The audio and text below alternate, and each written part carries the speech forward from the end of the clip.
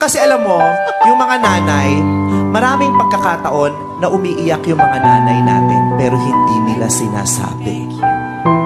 Maraming pagkakataon na humahagulgol yung mga nanay natin pero hindi natin alam. Maraming beses silang umiiyak pero hindi nila ipinapaalam sa atin. Umiiyak yung mga nanay natin pagpakiramdam nila na babastos natin sila. Pag sinasagot-sagot natin sila, pag nagdadabog tayo, pag nagtataas tayo ng boses sa kanila, umiiyak sila kasi feeling nila wala silang kwentang ina. Kaya ginaganon natin sila. Umiiyak sila pero hindi nila sinasabi sa atin. Umiiyak sila pag may hinihingi tayo na hindi nila maibigay.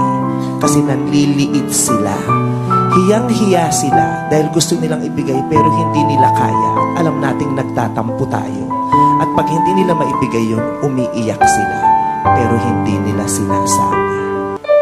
Umiiyak yung mga nanay natin pag nag-aaway-away tayong magkakapatid. Pag yung ang tatanda na natin pero hindi tayo nagkakasundo-sundo. Gusto niyang mamagitan, gusto niyang sabihin kung sino sa atin ang mali pero hindi niya magawa kasi ayaw niyang magmukhang merong pinapaburan. Nahihirapan siya pag nag-aaway-away tayong magkakapatid. Umiiyak siya pero hindi niya sinasabi.